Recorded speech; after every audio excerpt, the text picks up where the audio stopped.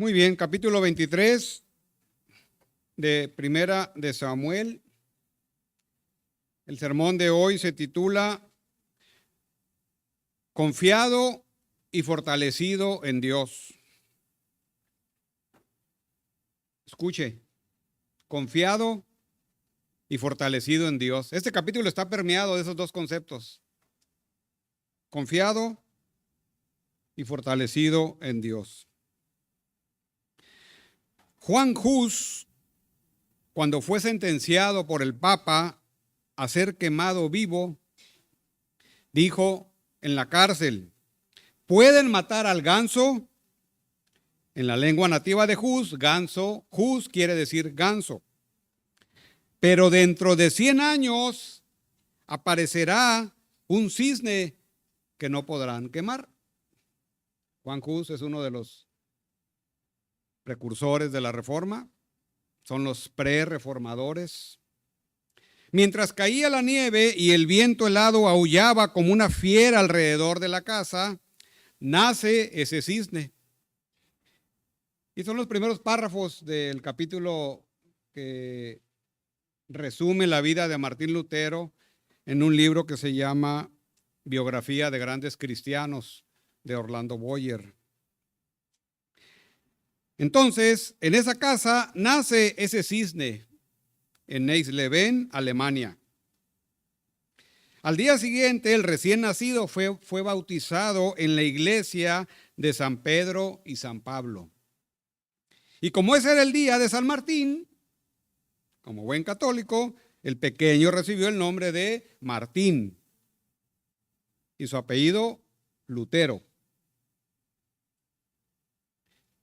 102 años después, sigo citando al autor, que Juan Hus expirara en la hoguera, y entre paréntesis lea la vida de Juan Hus, el cisne fijó en la puerta de la iglesia de Wittenberg sus 95 tesis contra la venta de indulgencias, hecho que dio origen a la Reforma Protestante, como la mayoría de ustedes saben. Juan Hus se equivocó en solo 2 años de su predicción. Pero eso no es lo importante. Lo importante es que nadie pudo apagar lo que el cisne empezó. Toda la historia de Martín Lutero es conocida por la mayoría de ustedes. Es un hecho comprobado y comprobable, entonces, que los creyentes han sido, son y serán sujetos de persecución. Estos dos hombres fueron sujetos de persecución por causa de su fe. Y así como estos hombres fueron perseguidos, hay muchos otros creyentes que han sido perseguidos y que seguirán siendo perseguidos como consecuencia de su fe. Y ahí estamos incluidos todos, hasta que el Señor regrese. Porque ¿qué dice el Señor? Si el mundo me ha odiado, a ustedes los va a odiar por causa de mí. ¿Verdad? Entonces, esto se va a dar en mayor o en menor grado hasta que el Señor regrese. Remontándonos varios siglos atrás del tiempo de la Reforma, un creyente también está siendo ferozmente perseguido. Y ese creyente se llama David. El rey Saúl quiere terminar con su vida y la persecución es continua. Pero si damos por hecho que el creyente está bajo persecución, las interrogantes que saltan a la vista serían: ¿qué sostiene a un creyente que está bajo persecución?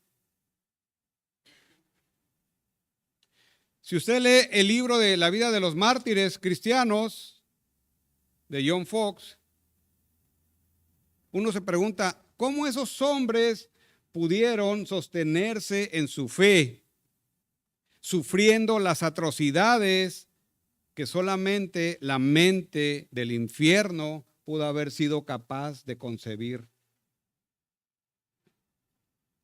Y uno no puede creer lo que ellos vivieron. ¿Qué los hace perseverar? ¿Qué motivaba a esos hombres, mujeres y niños a perseverar hasta la muerte en muchos casos? ¿En quién o en qué estaban confiando?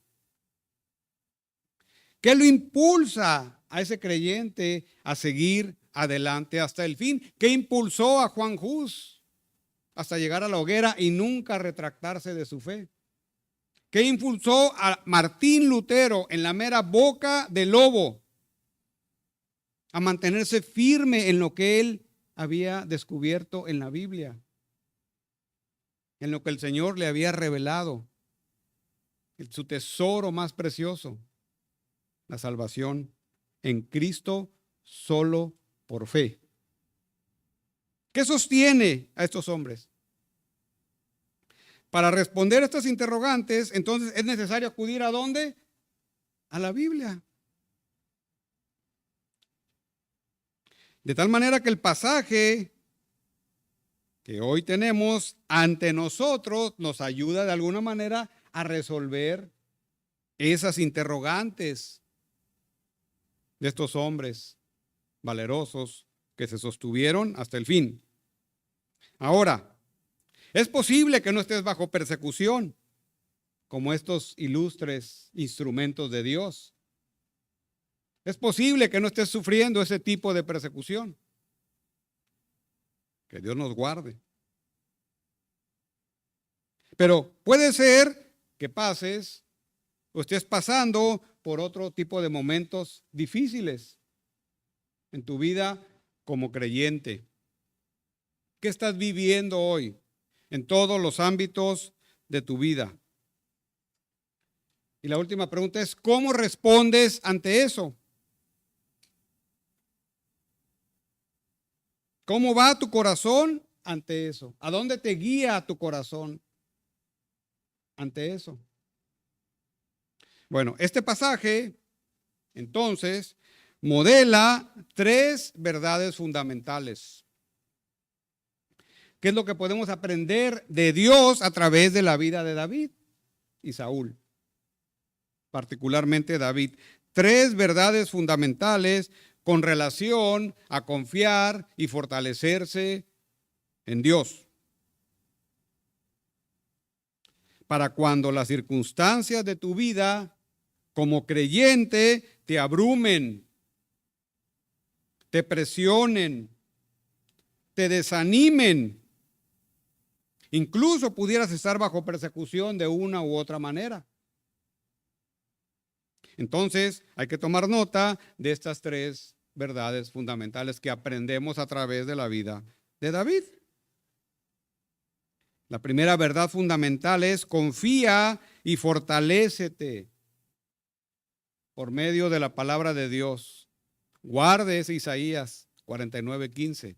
Es una manera de fortalecernos en la palabra de Dios. ¿Cómo nos fortalecemos en la palabra de Dios? Primero, creyendo en sus promesas. Vamos a 1 de Samuel capítulo 23. Y seguimos con esta historia de persecución. Dice el versículo 1, capítulo 23. Dieron aviso a David diciendo, he aquí que los filisteos combaten a Keila y roban las eras. Y David consultó a Jehová diciendo, ¿iré a atacar a estos filisteos? Y Jehová respondió a David, ve, ataca a los filisteos y libra a Keila. Pero los que estaban con David le dijeron, he aquí que nosotros aquí en Judea estamos con miedo. Cuanto más si fuéramos a Keila contra el ejército de los filisteos. Entonces David volvió a consultar a Jehová y Jehová le respondió y dijo, levántate, desciende a Keila, pues yo entregaré en tus manos a los filisteos. ¿Qué hizo David? Fue pues David con sus hombres a Keila y peleó contra los filisteos. Se llevó sus ganados y les causó una gran derrota y libró David a los de Keila. Bueno, recordemos que la semana pasada dejamos a David todavía bajo persecución. Huyó a Gad, luego a las cuevas de Adulam, dejó a su familia en Moab, ahí resguardada, y regresó a territorio de Judea. Y ahora encontramos a David en ese escenario, ¿verdad? Se enteró de que los filisteos están atacando Keila. Y bueno, para ubicarnos un poco geográficamente, Keila está pegado ahí cerca de Gat, en territorio filisteo. Es como si el territorio filisteo fuera Caléxico y Mexicali, Keila, en Judea. Era territorio de Judea. Y entonces David estaba escondido, recuerden, se enteró de la noticia. ¿Y qué hace David? Bueno, el corazón de David sale de nuevo. Recuerden que David reorientó su corazón a lo espiritual, a la guía de Dios. Y eso es lo que estamos viendo aquí. Y entonces David consulta al Señor. Ya no anda en sus fuerzas. Consulta al Señor. Vuelve a confiar en el Señor. Y el Señor responde a la consulta de David, ve y desciende a Keila. Bueno, la obligación de David no era defender a Keila, esa era la obligación del rey Saúl. ¿Verdad? El rey Saúl es el rey que está en acción. Pero David pone, Dios esto en el corazón de David, baja, defiende a Keila y los derrota a los filisteos una vez más. Y entonces, ¿qué hacen los acompañantes de David? Ya tiene 600. Están temerosos de los filisteos. No quieren ir a pelear en contra de los filisteos. Como que el espíritu temeroso de Saúl los envolvía un poco, ¿verdad? Pero ¿qué hace David como líder? Bueno, va y consulta a Jehová primero. Vuelve a consultar a Jehová, ¿para qué? Para demostrarle a estos temerosos, ¿verdad?, que están en las manos del Señor. Y que no es su fuerza, sino Dios, el que va a hacer la obra, el que los va a entregar a los filisteos en las manos de David y de su pequeño ejército, vamos a ponerlo así. Y entonces, ¿qué hace David? Consulta al Señor, escucha la palabra, obedece la palabra y actúa. Este es un principio muy básico y fundamental. Escuchar y obedecer. Escuchar y poner en acción la palabra. Y si usted busca en la Biblia está repleta de promesas de Dios para el creyente. ¿Qué necesita hacer entonces como David? Acudir, escuchar, leer y orar las promesas de Dios y esperar en el Señor. ¿Qué otra manera podemos fortalecernos a través de la palabra? Es dejándose guiar por el consejo de Dios. Vean aquí adelante en el versículo 7. Y fue dado aviso a Saúl que David había venido a Keila. Recuerden, Saúl está en una búsqueda frenética por David. Se enteró que estaba en Keila, entonces dijo Saúl, Dios lo ha entregado en mi mano, pues se ha encerrado entrando en ciudad con puertas y cerraduras. Y recuérdense que en esa época las ciudades tenían sus puertas y era, digamos así, muy sencillamente como un cuarto, todo encerrado, para protegerse de las invasiones. Keila no era la excepción. Y entonces, cuando se dio cuenta Saúl, versículo 8, convocó Saúl a todo el pueblo a la batalla para descender a Keila y poner sitio a David y a sus hombres. Bueno, espero que estén viendo el corazón de Saúl. Bueno, muy cachanilla del Saúl. A Saúl no le interesaba defender su reino. A Saúl no estaba preocupado por los de Keila. A Saúl lo único que le preocupa es acabar con David. Y entonces es como un tipo de corazón paralelo entre lo bueno y lo malo, entre David y Saúl. Versículo 9. Mas entendiendo David que Saúl lidiaba el mal contra él, dijo a Abiatar, el único sacerdote que se salvó: trae el efod. Y dijo David: Jehová, Dios de Israel, tu siervo tiene entendido que Saúl trata de venir contra Keila, a destruir la ciudad por causa mía. ¿Me entregarán los vecinos de Keila en sus manos? ¿Descenderá Saúl como ha oído tu siervo? Jehová, Dios de Israel, te ruego que lo declares a tu siervo. Y Jehová dijo: sí, descenderá. Versículo 12. Dijo luego David: ¿y me entregarán los vecinos de Keila a mí y a mis hombres en manos de Saúl? Y Jehová respondió: os entregarán. Bueno, entonces, ¿qué estamos viendo aquí? No obstante que la salvación que trae David a Keila,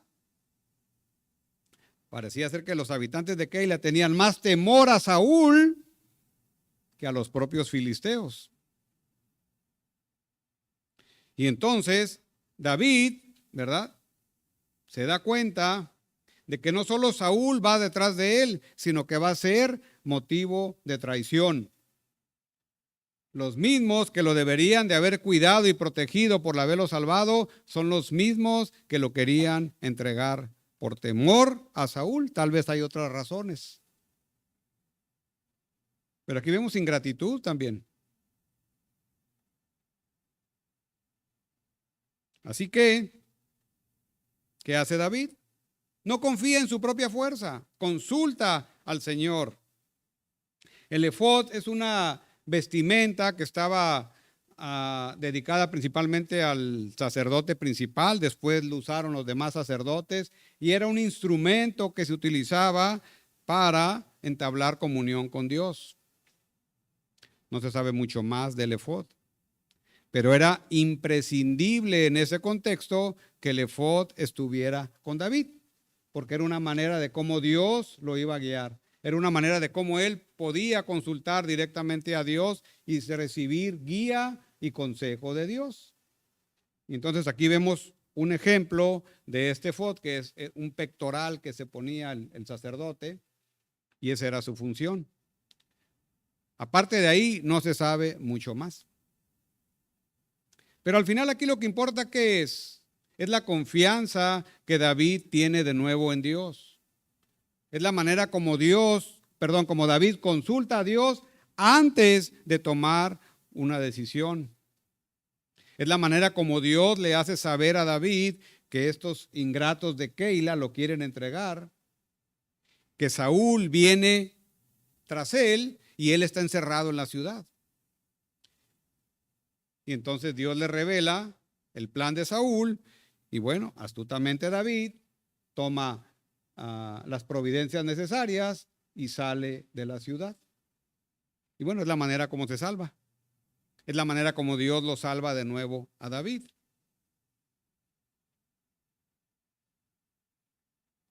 Entonces, de nuevo David huyendo. De nuevo David corriendo. Saúl no ceja en perseguir a David. La primera verdad fundamental entonces es confiar y fortalecerte en la palabra de Dios. ¿Cómo lo hacemos ahora? No tenemos efod. Pero aquí está nuestro efod, ¿verdad? Y en oración. ¿Cómo lo hace entonces? ¿Cómo lo hace en la práctica? De la misma manera como lo hacía David. Poner el corazón donde debe estar, la confianza donde debe estar, que es en Dios. Esa es la primera verdad fundamental. Creyendo su palabra, particularmente sus promesas, y recibiendo consejo a través de la palabra. Y si vamos a pedir consejo a través de la palabra, pues habrá que obedecerlo. Si no, pues nos ponemos en riesgo como David se pudo haber puesto en riesgo. Por ejemplo, algo muy práctico. ¿Qué dice Primera de Pedro 3? Dice la palabra: asimismo vosotras mujeres estad sujetas a vuestros maridos, para que también los que no creen a la palabra sean ganados sin palabra por la conducta de sus esposas, considerando vuestra conducta casta y respetuosa. ¿Qué hace una mujer creyente con un marido incrédulo? ¿Qué dice la palabra que necesita hacer? ¿Qué dice? La conducta. Usted muéstrele respeto y amor a su marido, la conducta. Porque usted es el instrumento de Dios para impactar a su marido.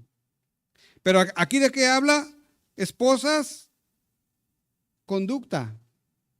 Esa es la práctica. No es algo esotérico, abstracto. Es la conducta diaria de la esposa. Y luego tenemos la otra cara de la moneda. ¿Qué le dice al marido? Marido, ame a su esposa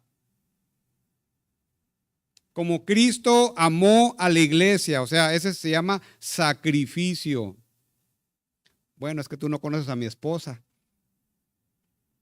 ¿verdad? Y empezamos a racionalizar. Bueno, es que tú no conoces a mi esposo. Si vivieras con él o si vivieras con ella. Pero la palabra eso dice. La palabra es muy clara. Entonces, esa es una manera de escuchar la palabra. Y si estás desanimado o desanimada, eso te debería de animar. Que cada uno haga su papel y dejar el resultado al Señor. Eso es confiar en Dios. Pero también es fortalecerse en Dios. No podemos negar que hay matrimonios difíciles, ¿verdad? Que están sufriendo. Pero a veces nosotros formamos parte del problema porque no creemos lo que Dios dice. Y parece esta primera verdad fundamental, parece tan sencilla, pero es tan importante que a veces hasta la pasamos por alto. Y así en cada tema, los hijos es lo mismo. ¿Qué dice la palabra a los padres de los hijos? Crearlos en disciplina y amonestación del Señor. O sea, ponle la palabra, si se puede y no quiere, pónselo en el biberón.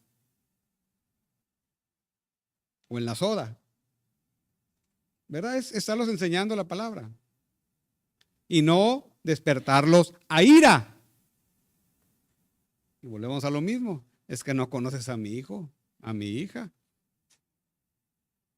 Bueno, a lo mejor yo no lo conozco, pero el Señor sí lo conoce. Pero también conoce tu corazón. Y entonces también es no perder el propósito de que nuestro esposo, nuestra esposa, nuestros hijos, Dios nos los puso ahí tal cual, con un propósito superior. Bueno, por ejemplo, al joven, Proverbios 2, hijo mío, si recibieres mis palabras y mis mandamientos guardares dentro de ti. A ver, jóvenes. Haciendo estar atento tu oído a la sabiduría, si inclinares tu corazón a la prudencia, si clamares a la inteligencia y a la prudencia dieres tu voz, si como a la plata la buscares y la escudriñares como a tesoros, entonces entenderás el temor de Jehová y hallarás el conocimiento de Dios.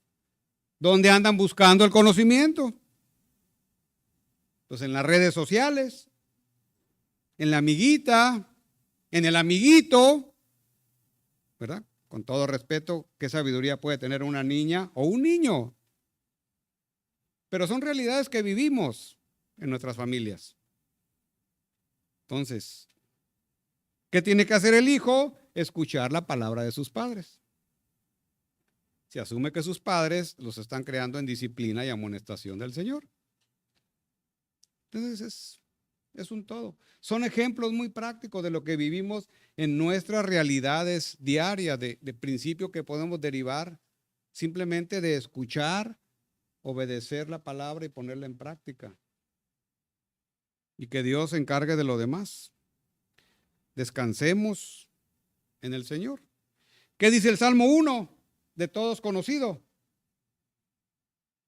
¿verdad? Bienaventurado el varón cuya palabra medita y ahí está su delicia.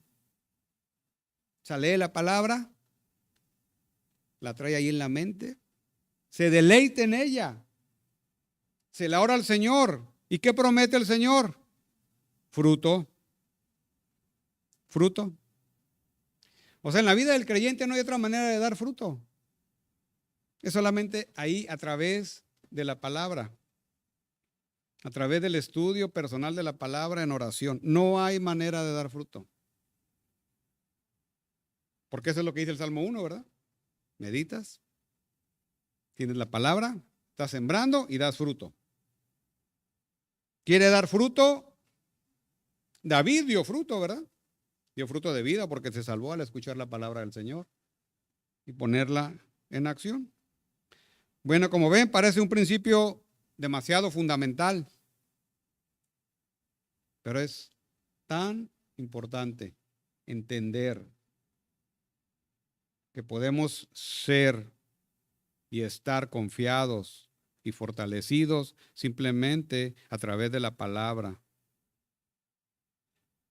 leyéndola y obedeciéndola. En ocasiones pasamos por alto también lo que Dios en Cristo nos ha dado. Pero recordarlo también eso anima. Que cantamos ahorita, eso anima. Si cantamos la palabra nos anima. Eso nos lleva al segundo fundamento. Entonces la segunda verdad fundamental, confía y fortalécete en el amor de Dios. Versículo 14. Veamos. Y David se quedó en el desierto en lugares fuertes y habitaba en un monte en el desierto de Sir y lo buscaba Saúl todos los días, pero Dios no lo entregó en sus manos. ¿Quién?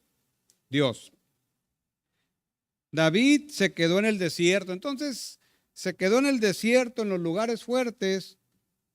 Comentaba la semana pasada, es como si viéramos a Baja California, a lo ancho, que son aproximadamente en algún punto 100 kilómetros, tal vez un poquito más en otros puntos.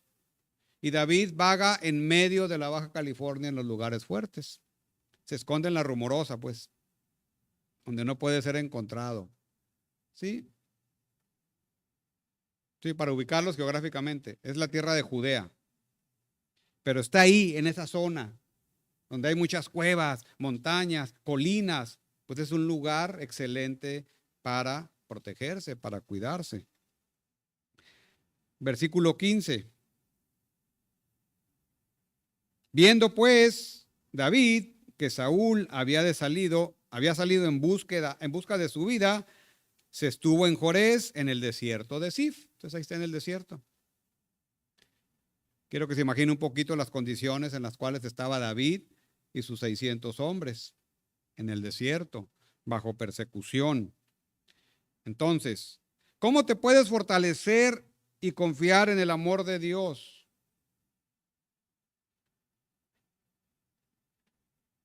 Pues meditando en el amor de Dios.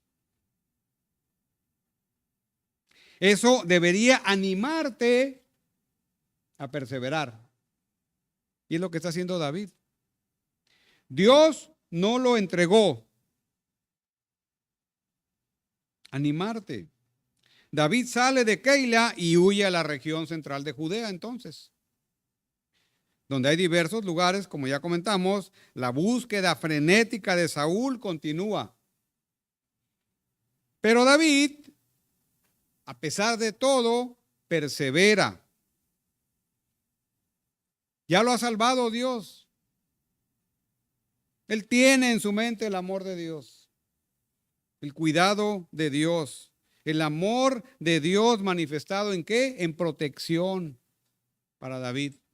Y no lo entregó en sus manos. Y eso lo hace perseverar. Eso lo anima a perseverar. ¿Cuántas personas han abandonado la fe cuando viene la presión? No pocas. Y cuando viene la presión de toda índole. A veces es la presión nada más del esposo. A veces es de la esposa. A veces es de los hijos. Porque los hijos no quieren ir. Pues yo tampoco voy. Como si de los hijos dependiera la fe. ¿Verdad? Sí, son realidades. Son realidades que se viven. Que Dios nos guarde de ello. A veces es el trabajo. Y en cada contexto que vivimos vienen las presiones. A veces es la riqueza. Mira, Dios como me ha bendecido, pues ya no lo ocupo. Ahoga la riqueza, dice la palabra ahí en la parábola del sembrador. La riqueza ahoga la fe. Y no es que Dios esté contra la riqueza, no está hablando de eso. Usted puede ser rico y millonario y gloria a Dios por eso. No está hablando de eso. Está hablando que ponga sus ojos en eso. Lo demás, ¿no? O la pobreza igual. La otra contraparte. Pero hay algo, ¿verdad? Que nos mete presión para abandonar nuestra fe. David está siendo perseverante. Y nosotros estamos muy lejos de vivir bajo las condiciones que David vivía. ¿Qué lo sostiene a David? El amor de Dios. El gesed de Dios. ¿Recuerdan esa palabra? Gesed. Gesed es el amor leal de Dios, el amor de pacto de Jehová. Por eso me encanta decir Jehová, porque Jehová es el nombre de pacto de Dios. Y nosotros somos el gesed de Dios. David era el gesed de Dios, el objeto de su amor leal. Y no lo va a soltar. Y eso sostiene a David y anima a perseverar a David en estas circunstancias. Y por otro lado, ¿cómo podemos confiar y fortalecernos en el amor de Dios? Bueno, a través del compañerismo. El compañerismo cristiano anima, o debería de animar. Vean aquí versículo 14. Y David se quedó en el desierto en lugares fuertes y habitaba en un monte en el desierto de Sif. Y lo buscaba Saúl todos los días, pero Dios no lo entregó en sus manos. Viene el 15. Viendo pues David que Saúl había salido en busca de su vida, se estuvo en Jores en el desierto de Sif. Entonces se levantó Jonatán, hijo de Saúl, y vino a David a Jores. Y fortaleció su mano, ¿en quién? En Dios. Y vean lo que le dijo. No temas, pues no te hallará la mano de Saúl mi padre. Y esto es sorprendente. Y tú reinarás sobre Israel. O sea, el hijo del rey diciéndole a alguien más, tú reinarás sobre Israel. Y yo seré segundo después de ti. Y aún Saúl mi padre así lo sabe. Entonces vean lo que está diciendo Jonatán a David. Tú serás el rey. Yo seré segundo. Ese yo seré segundo es como decir, yo estoy hacia un lado. Porque él era el heredero del trono como hijo de Saúl. Pero Jonatán era un creyente y sabía su propósito y sabía su posición y sabía de David. ¿Verdad? Y lo acepta. Acepta la voluntad de Dios para su vida. Y vean lo que le dice, tú serás rey. Yo me iré a un lado. Y confirman el pacto que ya habían hecho. Y un pacto no es cosa menor, es cosa mayor. Entonces vean qué hermoso.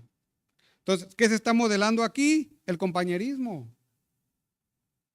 quiero que imaginemos a David con todas sus imperfecciones, debilidades y temores, bajo persecución.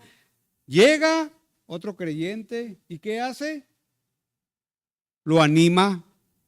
¿Ven el principio? Lo anima. No le llega a hablar de otros. No le llega a chismear. No le llega a murmurar. Ay, fíjate que Saúl esto y el otro. No. ¿Qué lo hace? Lo anima. Lo levanta. Jonatán es un instrumento de Dios para levantar a este hombre bajo presión, bajo persecución, cuya vida está en peligro. Entonces, este principio es como debería funcionar el compañerismo entre creyentes.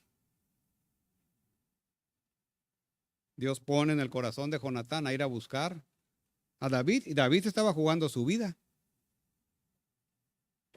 ¿verdad? Estaba jugando su vida. Entonces, ¿qué podemos aprender? ¿Qué nos está modelando Dios a través de David? Esta segunda verdad fundamental es confiar y fortalecerte en el amor de Dios. ¿Sí? Y eso anima a perseverar. Anima a otro creyente. Busca un creyente que esté pasando momentos difíciles. Y como instrumento de Dios, ve y anímalo. Ve y anímalo. Vean aquí Isaías 41:10. Es el amor de Dios, dice Isaías. No temas, porque yo estoy contigo. No desmayes, porque yo soy tu Dios, que te esfuerzo. Siempre te ayudaré. Siempre te sustentaré con la diestra de mi justicia. ¿Qué es eso? Es el amor de Jehová. Pero como a veces no vamos a la palabra, no conocemos lo suficiente el amor de Jehová, el amor de Dios. Y como consecuencia de ello, ahí anda David todo desanimado, deprimido, buscando a los psicólogos para que le digan lo que quiere escuchar, y mira que no puedo salir. No subestimo que alguien esté pasando por una situación importante, pero es claro la palabra. Es claro. Esta promesa, ¿verdad? Se cumple en nosotros, ¿en quién? En Cristo. Es una promesa para Israel, pero se cumple en Cristo en nosotros. No te dejaré ni te desampararé. Dice Hebreos 12:1. Por tanto, puesto que tenemos, vean qué hermoso esto, en derredor nuestro tan grande nube de testigos. Vean esto. Despojémonos también de todo peso y del pecado que tan fácilmente nos envuelve, y corramos con paciencia la carrera que tenemos por delante. ¿Esto no anima? Una gran nube de testigos. ¿Pero qué se necesita? Fe. Fe para que pueda ser animado. Oye, tienes testigos ahí que te están echando porras en las gradas. Sigue adelante, hermano. Ese es el amor de Dios. Efesios 4 dice, sino que siguiendo la verdad en amor, crezcamos en todo en aquel que es la cabeza. ¿Quién es la cabeza? Cristo, de quien todo el cuerpo, esto es lo que hablamos con los jóvenes el viernes, ese sentido corporal de la iglesia, no es individual, no soy yo. Si tú eres un verdadero creyente, no eres tú, que sí lo eres en primera instancia, pues, pero formas parte de un cuerpo, el cuerpo de Cristo, bien concertado y unido entre sí por todas las coyunturas, que se ayudan mutuamente, pero a veces parece que el cuerpo está todo artrítico, ¿verdad? Porque no hemos entendido que no es yo o tú, sino que somos parte de un cuerpo que es la iglesia, aquí ahora local, representada en gracia y paz.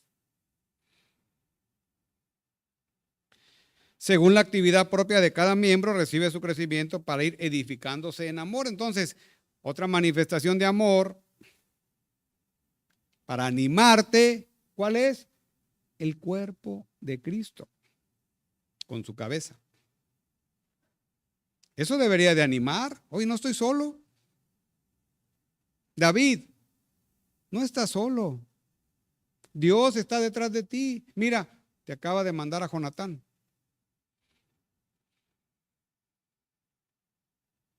Primera de Juan 4, en esto se mostró el amor de Dios para con nosotros, en que Dios envió a su Hijo. A David le envió a Jonatán para salvarlo, para animarlo. Pero a nosotros nos ha enviado ¿a quién? A su Hijo, para que vivamos por Él. Por Él. En esto consiste el amor, no en que nosotros hayamos amado a Dios, sino en que Él nos amó a nosotros y envió a su Hijo en propiciación por nuestros pecados. Él hizo todo. Ha hecho todo. Uno nomás tiene que apropiarse por fe de esta promesa en Cristo. Y entonces, desde Génesis 1, Dios ha demostrado su amor a su creación. Su clímax es en Cristo. Él nos amó primero. Y si Él nos amó primero, ¿qué implica? Que no nos va a soltar. Así como no soltó a David. Entonces, meditar en el amor de Dios debería de animar al creyente. Y perseverar. Ayudarle a perseverar. Ahora recuerde que no solo es el amor y la palabra de Dios, sino que Dios dirige todas las cosas. Todas las cosas Dios dirige. Entre ellas, el cuidado de los suyos. O sea, Dios no hizo la creación y la dejó ahí. A ver qué pasa. ¿Se acuerdan que alguna vez hemos hablado del concepto de Dios es inmanente y trascendente, ¿verdad? Dios trasciende a toda la creación, incluyendo el hombre. Pero Dios es inmanente, quiere decir que Dios está operando entre nosotros, está operando en su creación. La creación no va sola. Ahí está Dios. Él tiene el cuidado de los suyos. Y eso nos lleva a nuestro tercer y último verdad fundamental. Tercera. Confía y fortalécete en el cuidado providencial de Dios. En el cuidado providencial de Dios. Vean el versículo 19. Después subieron los de Zif para decirle a Saúl en Gabá: ¿no está David escondido en nuestra tierra, en las peñas de Jorés, en el collado de Aquila, que está al sur del desierto? Por tanto, rey, desciende pronto ahora conforme a tu deseo, y nosotros lo entregaremos en la mano del rey. Y Saúl dijo: bendito seáis vosotros de Jehová. Suena muy espiritual, Saúl, ¿verdad? Que habéis tenido compasión de mí, como él la tuvo de los sacerdotes. Vean la contradicción. Id pues ahora, aseguraos más, conoced y ved el lugar de su escondite, y quien lo haya visto allí, porque se me ha dicho que él es astuto en gran manera. Observar pues e informaos de todos los escondrijos donde se oculta, y volved a mí con información segura. Usted no está confiando en Jehová, ¿verdad? Porque no podía simplemente. Y yo iré con vosotros, y si él estuviera en la tierra, yo le buscaré entre todos los millares de Judá. Ahora, Dios tiene control de todo. No escapa nada. La maldad del hombre, como ya comentamos, es responsabilidad del hombre. Pero Dios sigue teniendo el control de todo. ¿Cómo reconciliamos esas dos verdades? No lo sé. Ni pregunten, pero es la realidad. El hombre es responsable de su pecado y la Biblia nunca jamás hace responsable a Dios del pecado, de las consecuencias del pecado y de la maldad del hombre. Y eso nos debería de bastar. Ahora, está bien que Dios tiene control de todo, pero Dios también nos llama ¿a qué? A ser vigilantes ante la maldad. O sea, David no debería de estar cantando ahorita, sino estar vigilando porque Saúl está detrás de él. Y aunque Dios tiene control de todo, él necesita hacer su parte. Él tiene que estar entonces vigilante porque la maldad lo acecha. Saúl cree entonces, y vean aquí la paradoja, considera que Dios lo está ayudando. Bendito son ustedes de Jehová. Sin embargo, está muy equivocado. Por más espías que envió, nunca pudo ser capaz de encontrar a David. ¿Por qué? Porque Dios no le iba a entregar a Saúl. Es interesante. Todo lo contrario a la ayuda que David recibe de Dios. Porque de Saúl no recibe nada. La maldad de Saúl, pues, no para.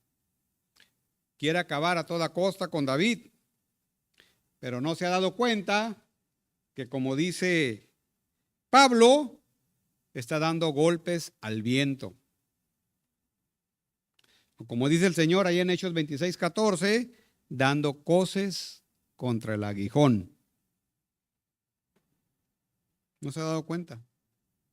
Entonces, por un lado, aunque Dios tiene control de todo, David necesita estar alerta, vigilante, para no entorpecer los planes de Dios para él. Entonces, hay que ser vigilante, hay que cuidarse, no hay que entrar en pánico, pero descansa en algo más, sabiendo que Dios tiene realmente el control de la situación. Y ay, cómo nos cuesta afirmarnos en esa verdad. Dice el versículo 24, y ellos se levantaron y fueron a Zif delante de Saúl. Pero David y su gente estaban en el desierto de Maón, en el Arabá, al sur del desierto. Entonces vean cómo David está corriendo de un lado a otro, de arriba a abajo. Más abajo que arriba y más de un lado que del otro. Pero sigue huyendo. Y se fue Saúl, versículo 25, con su gente a buscarlo, pero fue dado aviso a David. Y descendió a la peña y se quedó en el desierto de Maón. Cuando Saúl oyó esto, siguió a David en el desierto de Maón. Entonces, como si viniera bajando la cuesta de la Rumorosa. Y Saúl iba por un lado del monte. Saúl iba en el carril correcto. Y David con sus hombres por el otro lado del monte. David viene por el otro carril. Y es como si una colina, una peña los separara. Pero ahí van, se ven. Imagina los dos ahí, ¿verdad? Uno tras otro, del otro lado del monte, y se daba prisa a David para escapar de Saúl. Mas Saúl y sus hombres habían encerrado a David y a su gente para capturarlos, como que llegó al punto de que se acabó el camino. Y lo sorprendente es el versículo 27. Entonces vino un mensajero a Saúl diciendo, ven luego, o sea, ya, porque los filisteos han hecho una irrupción en el país. Volvió por tanto Saúl de perseguir a David y partió contra los filisteos. Por esta causa pusieron aquel lugar por nombre Sela Jamalecot. Entonces David subió de allí y habitó en los lugares fuertes de Engadí. Y Engadí está al otro lado de la costa, ahí cerca del Mar Muerto. Entonces vean lo que vemos aquí, una carrera parejera, ¿verdad? Esta escena entonces es, pues, digna de una película. Saúl a punto de capturar a David. Como esas películas que vemos cuando ya va a resolverse el asunto y ¡pum! De repente cortan la escena. Y luego ya sale otra escena donde el asunto está liberado y la persona ha sido salvada. Y luego ya después ponen la explicación cómo sucedió. ¿Sí? Entonces, eso es lo que estamos viendo aquí. Saúl a punto de capturar a David, pero la divina providencia tiene el control. Usa a los filisteos para invadir a Saúl.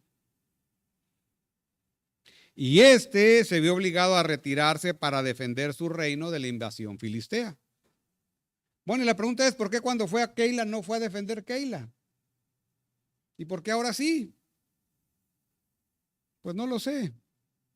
Lo que sí sé es que Dios tiene el control de esta situación. Y Dios movió a los filisteos y Dios movió a Saúl para salvar a David. Eso es la divina providencia. Y entonces, en ese control providencial de las circunstancias, Dios rescata a David. Y es como opera la providencia. ¿Cómo fue que el sentimiento de odio de Saúl hacia David evitara seguir persiguiéndolo hasta capturarlo? Ya que lo tenía y de repente, pum, lo deja y se regresa. Eso solamente puede ser explicado a través de Dios. No en la escena de una película, así que luego así como que cambian, ¿verdad? No, es a través del control providencial de Dios y no hay más que decir. Entonces, Dios cuida a David de las garras de Saúl. Y por eso esta tercera verdad fundamental para confiar y fortalecer en el cuidado providencial de Dios. Siendo vigilante y sabiendo que Dios tiene el control. Y esta palabra providencia o divina providencia a veces como que es un tanto complicada teológicamente, pero usted nada más ánclese en que Dios tiene el control de todas las circunstancias de la vida, buenas o malas. Dios tiene el control. Y aunque uno a veces lo quiere tener, no. Dios tiene el control. Vea, aquí el Salmo 23 que leímos durante la oración. Dice, Jehová es mi pastor, nada me faltará. Y ese Jehová es mi pastor. Es algo tan profundo que habla del corazón de David, de la relación tan personal que David tiene con Jehová. David es el Gesed de Dios. Es el amor leal de Dios. Y ese salmo termina, Salmo 23. Ciertamente el bien y la misericordia me seguirán todos los días de mi vida y en la casa de Jehová moraré por largos días. Esa palabra misericordia, el bien y misericordia es el Gesed. Entonces, este salmo tiene, ¿verdad? Dos partes. El cuidado de Jehová y la protección de Jehová. Y entonces él ordena, ¿verdad? En su divina providencia los acontecimientos para proteger y cuidar a los suyos. Vea qué hermoso. Es lo que está transmitiendo el Salmo 23. Primera de Pedro 5, capítulo, Primera de Pedro 5, acompáñenme a Primera de Pedro 5 porque no han movido su Biblia hoy casi, ¿verdad? Primera de Pedro, capítulo 5.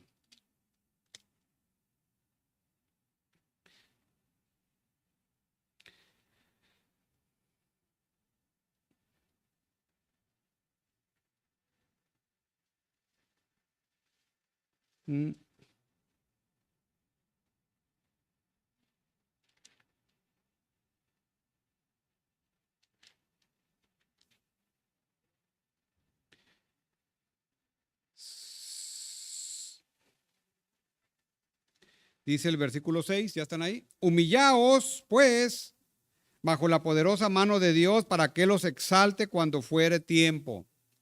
Recuerden que estos creyentes están bajo persecución, echando toda vuestra ansiedad sobre Él, porque Él tiene cuidado de vosotros. Sed sobrios y velad, porque vuestro adversario el diablo, como león rugiente, anda alrededor buscando a quien devorar. Entonces, aunque Dios tiene el control, necesitamos ser sobrios y velad. O sea, no confiarnos. Ahora vean, este cuidado providencial de Dios lo resume de una manera más clara el catecismo de Heidelberg, que es un catecismo reformado, histórico, clásico, que destaca los beneficios de conocer, de que el creyente conozca y se afirme en la providencia de Dios. A manera de pregunta, es la pregunta 28 del catecismo, dice: ¿qué utilidad tiene para nosotros este conocimiento de la creación y providencia divina? ¿Qué utilidad en la práctica? Dice la respuesta: para que seamos pacientes en toda adversidad y agradecidos en la prosperidad. También para que en lo porvenir pongamos nuestra firme confianza en nuestro Dios y Padre fiel, estando seguros de que ninguna cosa creada nos separará de su amor, pues todas ellas están en su mano, de manera que no puede ni siquiera moverse sin su voluntad. Eso es más claro. ¿Cómo implica en la práctica este conocimiento del cuidado providencial de Dios? Confianza y fortaleza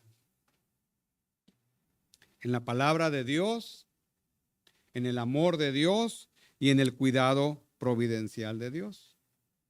Tres verdades fundamentales para los tiempos difíciles.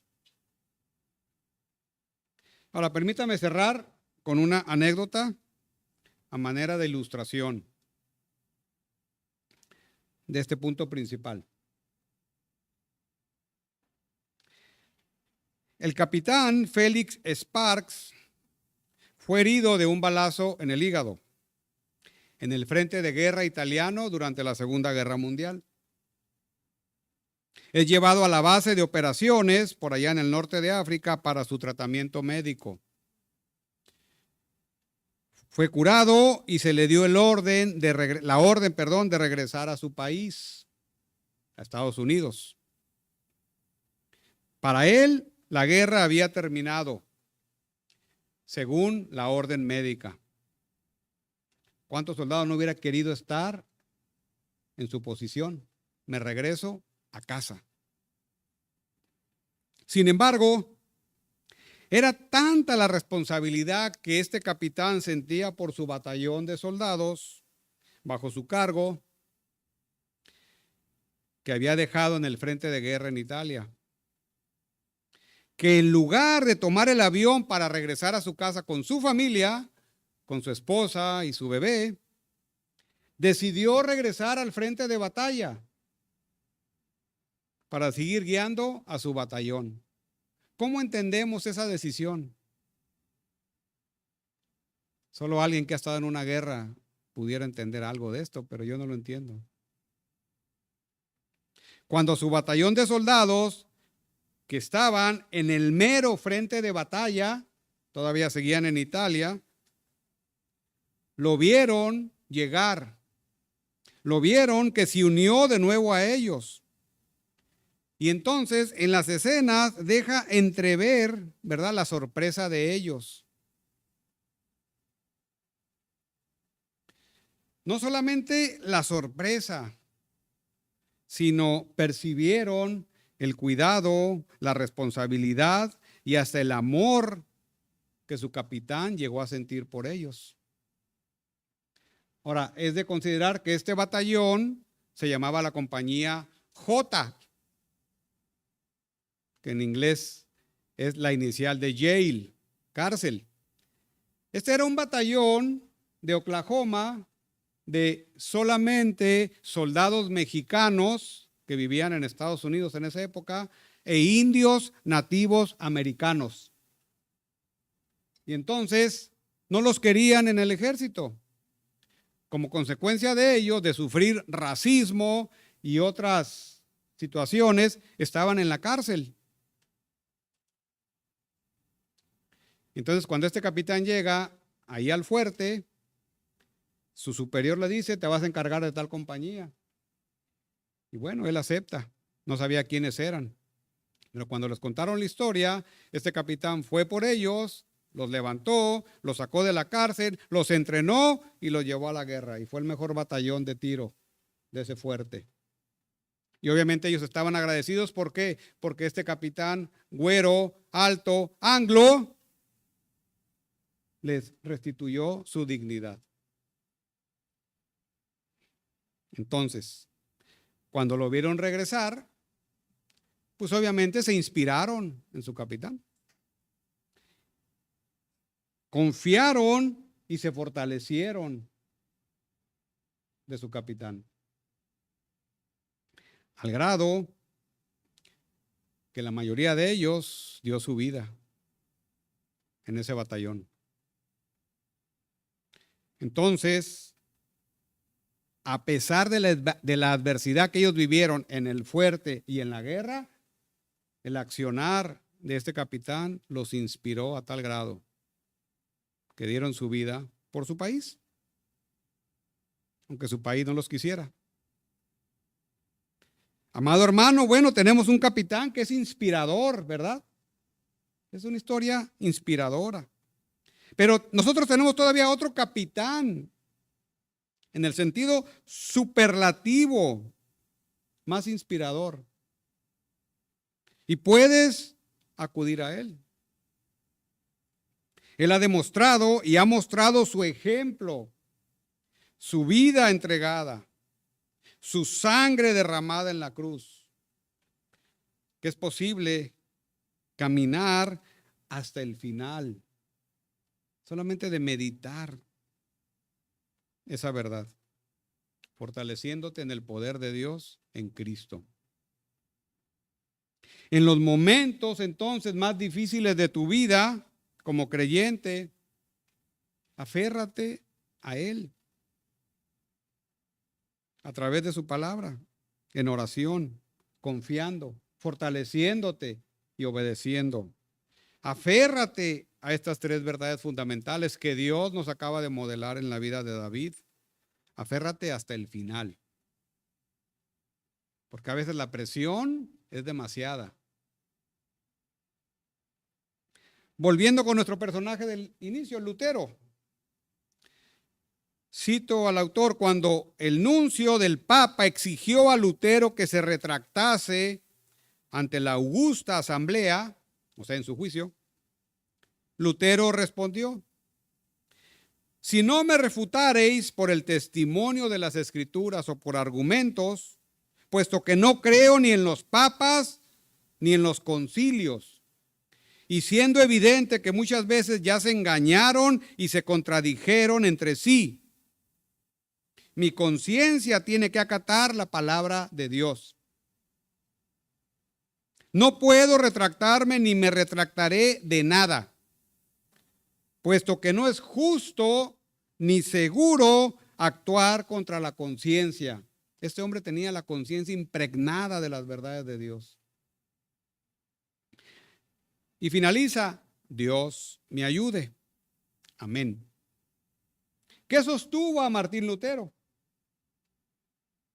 Lo mismo que sostiene al creyente hoy: el poder de Dios en Cristo. Las verdades fundamentales hacen que un creyente pueda no solo soportar esto que soportó Lutero, que soportó Juan Hus, aún cosas peores. Y como dije al principio, tal vez no vamos a vivir esas cosas peores, pero tenemos otras cosas que nos afectan. Entonces creo que las tenemos más fácil, ¿no? Pareciera. Simplemente es perseverar, confiando y fortaleciéndonos en el poder de Dios en Cristo. Efesios 6:10, fortaleceos en el Señor y en el poder de su fuerza, en el contexto de una batalla. Hebreos 4:16, acerquémonos pues confiadamente al trono de la gracia para alcanzar misericordia y hallar gracia. ¿Para qué? Para el oportuno socorro que a veces necesitamos tanto. Bien, ese es el amor de Dios. Es lo que Dios nos ha modelado a través de la vida de David. Ahora, si no eres creyente, bueno, pues el Señor te está llamando hoy. No hay lugar ni persona más segura en que puedas confiar que en Cristo, porque Él ya lo hizo todo. Es nuestra propiciación. En Él puedes confiar y fortalecerte de aquí a la eternidad. ¿Por qué? Porque dice Hechos 4:12, y en ningún otro hay salvación, porque no hay otro nombre bajo el cielo dado a los hombres en que podamos ser salvos. Oremos. Gracias, Padre, te damos por esta palabra, por lo que tú nos has dado hoy, Señor. Yo oro por cada hermano que está aquí pasando circunstancias difíciles, que si no son todos, somos casi todos. Oramos para que tú en tu gracia, Señor, en tu bondad nos permitas afirmarnos en estas verdades que acabamos de aprender, que podamos ser animados, que podamos perseverar, que podamos terminar nuestra carrera, Señor, de una manera digna de nuestra vocación. En Cristo Jesús oramos. Amén.